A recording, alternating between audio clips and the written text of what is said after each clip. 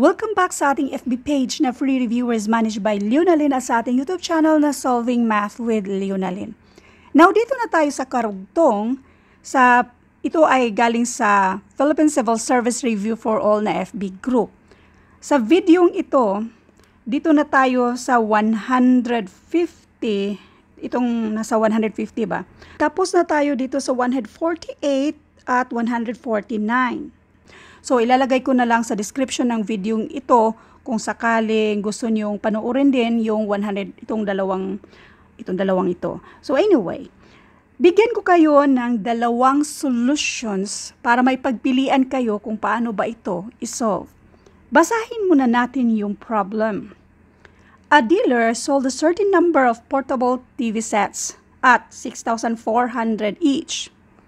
The dealer would have taken in as much money had yung three viewer sets been sold at 7,680 pesos. How many sets were sold at 6,400 pesos? Una-una intindihin natin kung ano bang ibig sabihin sa given. Bali yung number of TV sets. So number of TV na tag 6,400. Pareho lang daw yung kikitain bali kung tag 7,680. Pero, number of TV sets sa tag 6,400, 3 fewer lang siya. So anyway, let's do solution number 1. Doon tayo sa algebraic way sa pag-solve nito. Let T para sa number of TV sold at 6,400. Now, yung T minus 3, kasi di ba yung T, yan yung number of TV sold at 6,400. Now, para naman sa 7,680, T minus 3. And by the way, kahit anong variables ang gusto nyo, X, Y, Z, A, B, C, basta yung variable na yan, nag-represent yan ng isang value na aalamin pa natin. So, therefore, ito naman yung number of TV sold at 7,680. Paano ba gawan ng equation?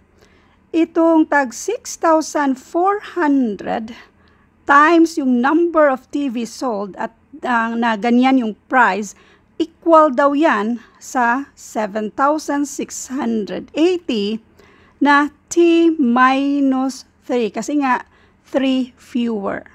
So, isolve na natin to. 7,680 times T. So, this is 7,680T. Then, negative 3 times 7,680, this is negative or minus 23,040. Kopyahin lang natin itong 6,400T. Itong minus 23,040, para maging positive yan siya, dito natin sa kabila ilagay. So, this is 23,040. So, i-keep natin si 7,680T.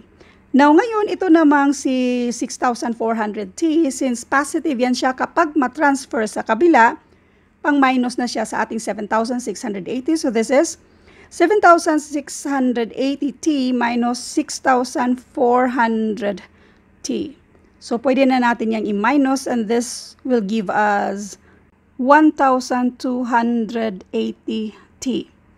Now, itong si 1,280T, since pang-multiply siya sa T, pang-divide na siya dito sa 23,040.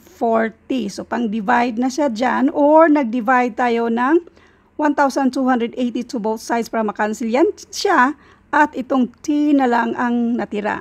So, 23,040 divided by 1,280, that will give us 18. So, yung 18 mismo, di ba? Let T para sa number of TV sold at 6,400. So, therefore, ito na yung sagot, 18. So, anyway, isa-isahin muna natin i-divide itong 23,000 kasi sa actual na exam, hindi naman allowed yung calculator. So, we have 23,040 na i-divide natin sa 1,280. Para mas madali, kunin natin yung 0, yung isang 0 sa ating pang-divide at yung 0 na nasa loob. So therefore, ang i-divide na lang natin ay itong 2304, i-divide natin sa 128. Itong 230, ilang 128 ba yan siya? Isa lang. 1 times 128, and this is 128. 230 minus 128, this is 201, tapos bring down mo yung 4. 1,024 divided by 128, or ilang 128? Itong 1,024. 8 yan siya. So 8 times 128, and that will give us 1,024. So magiging 0 na to. So therefore, ito na yung sagot. 18, yung number of TV sold at 6,400. Now, let's do solution number 2. Dito sa solution number 2, doon tayo titingin sa mga choices. Kasi may mga choices tayo. Yung mga choices, yan yung mga sets sold at 6,400. So, choice letter A is 9. 6,400. I-multiply natin ng 9 kung equal ba yan sa 7,680, which is, i-multiply natin ng 6. Ma'am, bakit 6 yung i-multiply mo? 9 kasi ito, 9 minus 3, this is equal to 6. So, kung i-multiply natin ito, this will give us 57,600.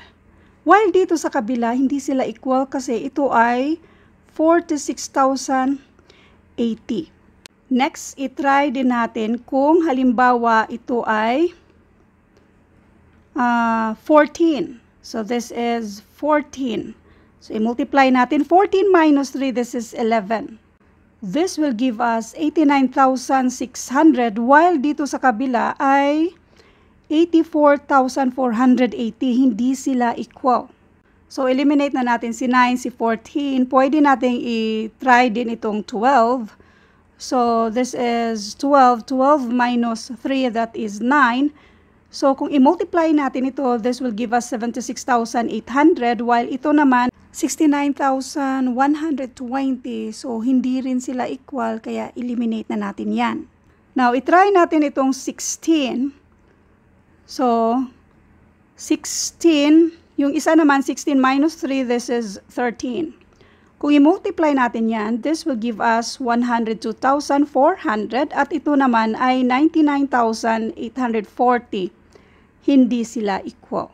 So, eliminate natin yan. Isa na lang ang natitira. Pero, gawin pa rin natin yan. So, ito ay i-multiply natin sa 18. Now, sa kabila, 18 minus 3, this is 15. 6,400 times 18, this will give us 115,200. At ito naman, this will also give us 115,200. Kung equal sila, ibig sabihin, tama yung sagot nating 18. Thank you for watching and all. I hope mayroon kayong natutunan sa videong ito. Thank you and God bless.